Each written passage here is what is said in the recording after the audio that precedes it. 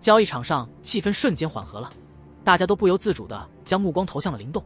这家伙可是名头要传遍阳城的人物啊！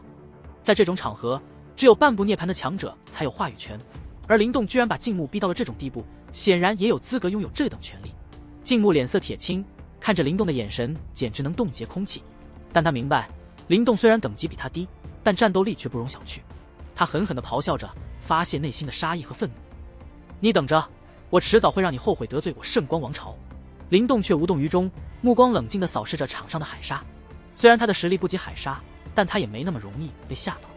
对付一位半步涅槃的强者对他来说不是问题，但要对付2位就勉强了。所以他还是决定保留杀手锏，不急于动用血灵葵。大战结束，交易场上气氛有些古怪。2位主角留在场上，其他人都不敢动弹。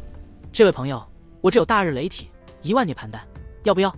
灵动突然开口，看向一个铁王朝的大汉。大汉愣了一下，旋即笑了，哈哈，当然要。这笔交易不仅让灵动赚了一笔，还多了一个强力盟友。这就是实力为尊，多一个朋友，多一条路的道理啊！灵动的举动引发了不少眼球。尽管海沙眼神阴沉，但灵动却毫不理会，直接将大日雷体卖给了别人，令海沙有些不爽，但也明白灵动的实力不容小觑。一位黝黑大汉突然出现，以1万涅槃丹购买了大日雷体。灵动接过钱后，也递给了他光简，不愿多谈自己的来历，因为在这个世界，实力才是硬道理。灵动收到了买家的涅槃丹，心中感慨自己已接近3万数量。他顺手拿出圣光谷，卖给了黝黑大汉。这一幕让静木心中更加阴沉，他认出了圣光谷的来历。黝黑大汉对灵动展示的炼体武学表现出兴趣，但灵动谦逊地拒绝了。这时，他们决定寻个地方聊聊，离开了交易场。静木和海沙见此心中不悦，他们决定联合其他势力对付灵动和铁王朝。在阳城的高塔上，灵动和墨铁等人坐在一起，欢笑不断。墨铁赞扬了灵动击败静木的表现，引起了一阵欢乐气氛。墨铁注意到灵动对远古秘药并不感兴趣，转而问及此事。灵动确认了自己对远古秘药的兴趣，并谈到了阳城的强者聚集情况。墨铁告诉了远古秘药的位置在雷岩山脉，但警告称山脉中有强大妖兽。他提到了雷岩谷曾是远古强者修炼之所，现存有丰富宝藏，包括传说中的天福仙树。灵动对天福仙树的消息感到震撼和喜悦，因为这树能让高级灵符师晋升为天符师，与涅槃境的强者相媲美。天符灵树，灵符师的至高追求，涅槃境强者的象征。在雷岩谷的深处，这株灵树不仅是修炼者提升精神力的关键，更是通往天符师境界的必经之路。灵符师与天符师两者之间的差距如同天壤之别。天符师能够凝聚精神力，操控天地之力，即便是涅槃境的强者也难以匹敌。灵动得知雷岩谷中藏有天符灵树的消息后，心中燃起了希望的火焰。他深知，若能炼化这株灵树，自己便有望突破至天符师，从而在强者如灵的世界中占据一席之地。然而，雷岩谷的危险不容小觑，妖兽横行，封印重重，每一步都充满了未知和挑战。墨铁向灵动表示，天符灵树的价值无法估量，即使是10万涅槃丹也难以衡量其珍贵。墨灵三人对此震惊不已，他们知道这株灵树的价值远超他们的想象。灵动深知，为了达到天符师的境界，付出的代价远不止于此。尽管雷岩谷充满了未知和危险，但对于渴望力量的灵动来说，这正是他所追求的冒险之地。他决定，无论前方有多少艰难险阻，都要勇往直前。在阳城，强者云集，雷岩山脉的妖兽虽然众多，但对于这些强者来说，似乎并不是太大的问题。然而，墨灵和墨铁揭示了一个更为严峻的现实：在宝贝面前，人类之间的争斗往往比妖兽更为残酷。人心难测，盟友可能瞬间变成敌人，匕首可能在不经意间刺入心脏。灵动询问阳城是否有高级王朝坐镇，他担心的是涅槃境强者的出现。魔铁告诉灵动，虽然目前阳城没有高级王朝，但远古秘藏的消息已经传开，高级王朝对此也垂涎3尺，他们可能已经潜伏在雷岩山脉中，等待时机出手。灵动意识到，争夺远古秘药的过程将异常激烈，成功获取的难度极大。在墨铁的帮助下，灵动收集了一些情报，为即将到来的挑战做准备。墨铁提出5天后一同进入雷岩山脉，灵动欣然接受，双方在友好的气氛中告别。墨铁目送灵动等人离去，眼中闪过一丝深意，他的心思难以捉摸。这场远古秘药的争夺不仅是实力的较量，更是智慧和策略的考验。灵动4人穿过城市，朝目的地进发。墨灵突然问道，询问灵动是否打算与某人合作。灵动解释说，并非真正合作，而是各取所需，但他并不轻信对方，在追逐古秘宝时，信任是奢侈。莫林放心了，感觉灵动比自己更清楚局势。灵动看向远方的山脉，意识到获得古秘药的难度，以及可能会面对的更强大对手。他提醒自己时间紧迫，必须净化血灵葵以增加实力。在偏僻的城市区域，他们决定进行净化，以免引起其他强者的注意。在密闭的石室中，灵动准备净化血灵葵。小雕封锁了房间，以确保行动不会泄露。灵动召唤出血灵葵，展开净化过程。尽管受到压制，但血灵葵仍然展现出凶残之色。小雕决定动用大量涅槃丹，便是在灵动肉痛的目光中，铺天盖地的飞掠而出。这一次，显然是要动用大阵仗了。火红而浑圆的丹药密密麻麻地悬浮在宽敞的石室之中，如此庞大数量的涅槃丹一同出现，所导致的结果便是瞬间令的石室内的元气沸腾起来，甚至连空气都是悄然变得火热。灵动沉浸在涅槃之气的浓郁氛围中，脸上露出了满足的表情。他深知，如果能够将手中的涅槃丹全部炼化，他的实力有望迅速攀升至造化境的巅峰。然而，涅槃丹的珍贵让他不得不精打细算，每一颗都要发挥出最大的效用。在当前的局势下，血灵葵无疑是他最需要强化的武器。只有将血灵葵的煞气彻底净化并炼化，才能确保在即将到来的远古秘药争夺战中，拥有足够的实力去应对可能遇到的涅槃境强者。在石室的中央，小雕悬浮在空中，他的爪子快速舞动，仿佛在编织着一张无形的网。随着他的动作，紫黑色的光线从爪间射出，在空中交织成一张复杂的阵图。这个阵法名为涅槃化灵阵，是专门用来净化和炼化血灵葵的神秘阵法。小雕的眼神变得严肃，他知道接下来的步骤至关重要。随着他的一挥爪，无数涅槃丹如同被赋予了生命，呼啸着飞向阵法中心。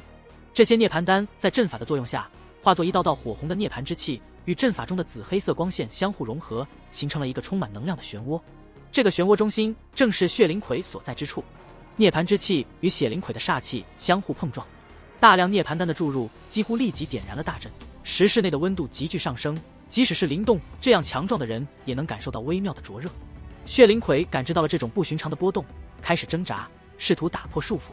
小雕决定亲自动手净化他的煞气，告诉灵动继续压制他，以防止他逃脱。他们都清楚，如果血灵葵再次脱离封印，将会面临难以想象的后果。即使是他们再度联手，也难以将其控制，因为现在的血灵葵比过去更加强大，即使是涅槃境的强者都无法阻止他。灵动深知血灵葵的重要性，它是他手中的一张王牌。为了得到足够的涅槃丹，他付出了巨大的努力。面对即将完成的进化过程，他绝不允许有任何差错。因此，他毫不犹豫地接管了石符与重御风，将体内的元力毫无保留地注入其中，使得两者散发出强大的能量，如同坚固的屏障，牢牢压制住血灵葵的挣扎。随着小雕的一挥爪，涅槃化灵阵开始发挥作用，一道道火红的涅槃之气如同岩浆般倾泻而下，将血灵葵完全笼罩。涅槃之气与血灵葵体内的煞气发生了激烈的冲突，煞气在涅槃之气的冲刷下逐渐消散，但血灵葵的反抗却愈发强烈。他的眼中充满了凶残，仿佛在挑战灵动的意志，喉咙中发出野兽般的咆哮，试图挣脱束缚。面对血灵葵的激烈挣扎，灵动的神情变得异常严肃。他能感觉到重御风和石符在承受着巨大的压力，尽管他拥有这两件强大的宝物，但要镇压血灵葵仍然是一件极为困难的事情。小雕的声音在石室内回荡，提醒灵动要做好万全的准备。血灵葵的煞气极重，进化过程至少需要数天时间。在这期间，小雕将全神贯注于操控阵法，无法分心，镇压血灵葵的重任将完全落在灵动肩上。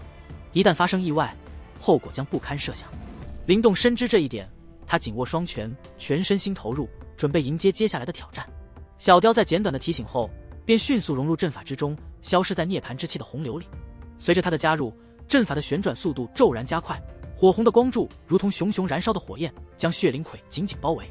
血灵葵的暴力咆哮震动整个石室，如果不是小雕早已布置了阵法，恐怕石室早已被其凶煞之气冲破。越来越多的涅槃丹涌入阵法，使得涅槃之火愈发滚烫，连灵动的眼神都有所变化。这种涅槃之气虽然具有洗髓伐骨的功效，但过量则会变成毒药。3万枚涅槃丹凝聚而成的涅槃之火，即使是灵动现在的小涅槃金身也难以承受。在石室中，血灵葵的咆哮愈发剧烈，他似乎感受到了极度的不安，开始疯狂反抗。石符和重御风形成的光幕出现了裂纹，令灵动心惊胆战。他明白，只要血灵葵突破光幕，他的一切努力都将付诸东流，绝不能让这东西冲出来。灵动咬牙切齿，将吞噬祖符飞出，在血灵葵下方形成一个黑洞。